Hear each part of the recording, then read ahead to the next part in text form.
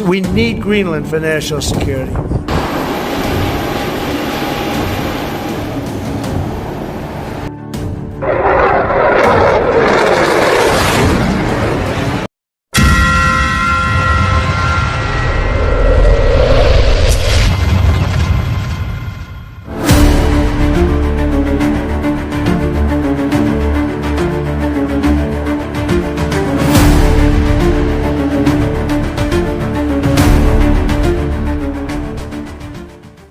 नमस्कार दोस्तों, the real story में आपका स्वागत है। आज हम बात करेंगे ग्रीनलैंड विवाद पर। ये एक ऐसा मुद्दा है जो अंतर्राष्ट्रीय राजनीति में हलचल मचा रहा है, खासकर अमेरिका के राष्ट्रपति डोनाल्ड ट्रंप की मांग के कारण। इस वीडियो में हम विस्तार से जानेंगे कि ग्रीनलैंड कहाँ है, कौन शासन करता है, अमेरिका क्यों इसे चाहता है, असली विवाद क्या है, रूस और चीन की भूमिका क्या है, दुनिया की क्या राय है, ट्रंप क्यों इतने उत्सुक हैं, डेनमार्क और यूरोपीय संघ ने कैसे प्रतिक्रिया दी है, दोनों पक्षों की तैयारियां क्या हैं और इस विवाद का संभावित परिणाम क्या हो सकता है। साथ ही हम ग्रीनलैंड में पाए जाने वाले दुर्लभ खनिजों के बारे में भी जानेंगे और नवीनतम भू राजनीतिक अपडेट्स शामिल करेंगे। चलिए शुरू करते हैं। सबसे पहले ग्रीनलैंड कहाँ है? ग्रीनलैंड दुनिया का सबसे बड़ा द्वीप है जो उत्तरी अटलांटिक महासागर में स्थित है। ये उत्तर अमेरिका और यूरोप के बीच में पड़ता है। भौगोलिक रूप से ये उत्तर अमेरिका का हिस्सा माना जाता है, लेकिन ये आर्कटिक क्षेत्र में है और बर्फ से ढका हुआ है। इसकी आबादी बहुत कम है, लगभग 56,000 लोग, और राजधानी है नूक। जलवायु परिवर्तन के कारण यहाँ की बर्फ पिघल रही है, जिससे नए संसाधन और समुद्री मार्ग खुल रहे हैं। अब सवाल है कि ग्रीनलैंड पर शासन कौन करता है। ग्रीनलैंड डेनमार्क का एक ऑटोनमस यानी स्वायत्त क्षेत्र है। 2009 से इसे स्वशासन का अधिकार मिला हुआ है, जहां स्थानीय सरकार आंतरिक मामलों जैसे शिक्षा, स्वास्थ्य और अर्थव्यवस्था को संभालती है, लेकिन विदेश नीति, रक्षा और मुद्रा जैसे महत्वपूर्ण मुद्दे डेनमार्क के नियंत्रण में हैं। ग्रीनलैंड के लोग इनुइट मूल के हैं और वे अपनी संस्कृति और स्वतंत्रता को बहुत महत्व देते हैं। सवाल है कि आखिरकार अमेरिका ग्रीनलैंड क्यों चाहता है। अमेरिका की रुचि मुख्य रूप से रणनीतिक और आर्थिक है। ग्रीनलैंड में खुले एयरबेस है, जो अमेरिका का सैन्य आधार है और मिसाइल चेतावनी प्रणाली के लिए महत्वपूर्ण है। यहाँ रेयर अर्थ एलिमेंट्स और खनिजों के बड़े भंडार हैं, जैसे yttrium, scandium, neodymium, dysprosium, cerium, lanthanum, साथ ही gold, zinc, iron, lead, uranium, lithium, niobium, hafnium, zirconium, graphite, copper, nickel, diamonds और आयरन ओर। ये खनिज इलेक्ट्रॉनिक्स, रिन्यूएबल एनर्जी, बैटरी और हाईटेक इंडस्ट्रीज के लिए ज़रूरी हैं। जलवायु परिवर्तन से आर्कटिक में नए शिपिंग रूट्स खुल रहे हैं, जो व्यापार के लिए फायदेमंद हैं। ट्रंप का कहना है कि ग्रीनलैंड अमेरिका की राष्ट्रीय सुरक्षा के लिए ज़रूरी है, ताकि रूस और चीन को रोका जा सके।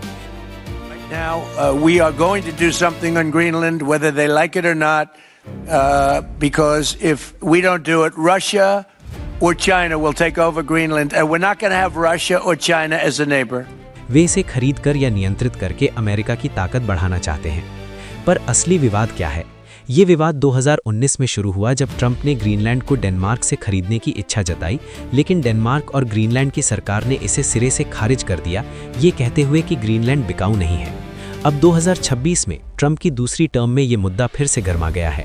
ट्रंप ने धमकी दी है कि अगर ग्रीनलैंड की खरीद का सौदा नहीं हुआ तो यूरोपीय देशों पर भारी टैरिफ लगाएंगे। 7 times more than they would have to pay by raising their drug, like 7 times. This wasn't like a little bit more, 7 times more. And I may do that for Greenland too. I may put a tariff on countries if they don't go along with Greenland, because we need Greenland for national security. ये एक तरह का दबाव है जो अंतर्राष्ट्रीय संबंधों को प्रभावित कर रहा है। अब बात करते हैं कि ग्रीनलैंड में रूस और चीन की भूमिका क्या है। ट्रंप का दावा है कि रूस और चीन ग्रीनलैंड पर नजर रखे हुए हैं। रूस आर्कटिक क्षेत्र में अपनी सैन्य उपस्थिति बढ़ा रहा है, नए बेस बना रहा है और संसाधनों पर दावा कर रहा है। चीन ने ग्रीनलैंड में खनन परियोजनाओं में निवेश किया है, जैसे दुर्लभ पृथ्वी तत्वों की खोज। ट्रंप कहते हैं कि अगर अमेरिका ने ग्रीनलैंड नहीं लिया तो ये देश वहां पैर जमा लेंगे, जो अमेरिका की सुरक्षा के लिए खतरा है। हालांकि विशेषज्ञों का कहना है कि ट्रंप के दावे अतिरंजित हैं और यूरोपीय देशों को ये समझ नहीं आ रहा। पर क्या आप जानते हैं कि दुनिया ट्रंप की मांग पर क्या सोचती है? दुनिया की राय ज्यादातर नकारात्मक है। इसे साम्राज्यवादी कदम माना जा रहा है, जो नेटो जैसे गठबंधनों को कमजोर कर सकता है। यूरोपीय नेता हैरान हैं और कहते हैं कि ये पुरानी सोच है। अमेरिका के अंदर भी कई लोग विरोध कर रहे हैं, कहते हुए कि ये सहयोगियों के साथ दुश्मनी पैदा करेगा। मीडिया में इसे ट्रंप की सनक बताया जा रहा है, जो विश्व शांति को खतरे में डाल सकती है। ट्रंप क्यों इतने उत्सुक हैं? ट्रंप का मानना है कि ग्रीनलैंड अमेरिका की महानता के लिए ज़रूरी है। वे इसे राष्ट्रीय सुरक्षा, आर्थिक लाभ और चीन रूस को रोकने के रूप में देखते हैं।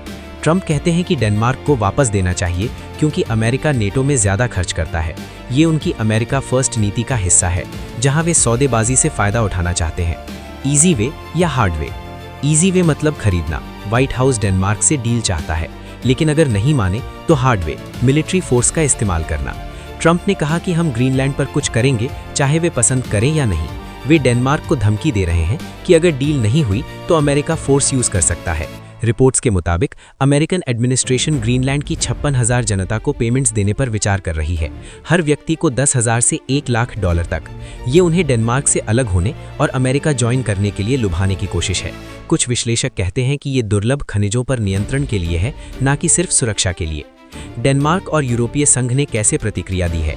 डेनमार्क ने साफ कहा है कि ग्रीनलैंड बिक्री के लिए नहीं है। Greenland PM gents Frederick Nielsen ने फेसबुक पर लिखा, एनेक्सेशन की फैंटेसी बंद करो, नो मोर प्रेशर, नो मोर हिंट्स। कुछ रिपोर्ट्स में डेनमार्क पीएम ने ट्रूप्स को शूट फर्स्ट का ऑर्डर देने की बात कही गई है, लेकिन ये एक्स्ट्रा कॉशन है। कनाडा डेनमार्क पैक्ट की खबरें भी हैं, जो अमेरिका को ग्रीनलैंड से दूर रख सकता है। यूरोपीय संघ ने चेतावनी दी है और वे संयुक्त जवाबी कार्रवाई पर विचार कर रहे हैं।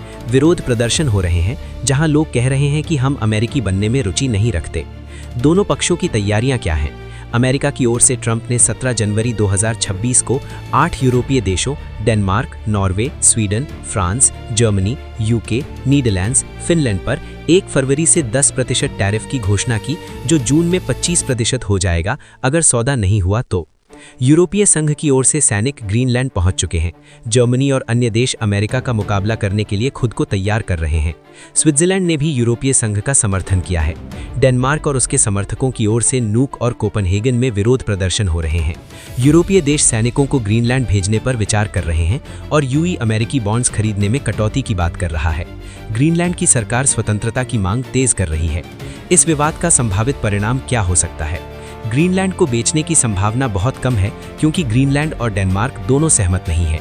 लेकिन इससे नेटो में दरार पड़ सकती है, व्यापार युद्ध छिड़ सकता है, या फिर नेगोशिएशन से कोई सहयोग समझौता हो सकता है, जैसे जॉइंट माइनिंग प्रोजेक्ट्स।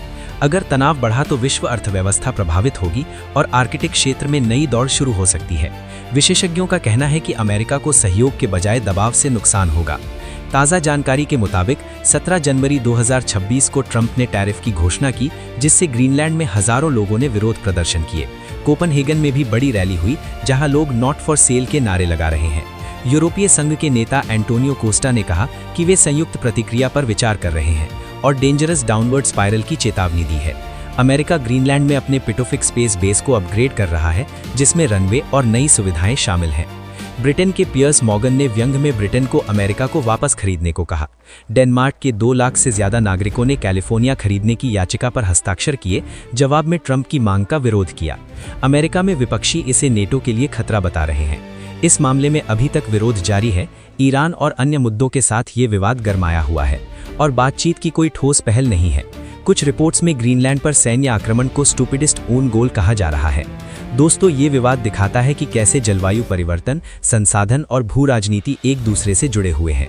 अगर आपके कोई सवाल हैं तो कमेंट्स में बताएं, लाइक, शेयर और सब्सक्राइब करें। धन्यवाद। जय हिंद।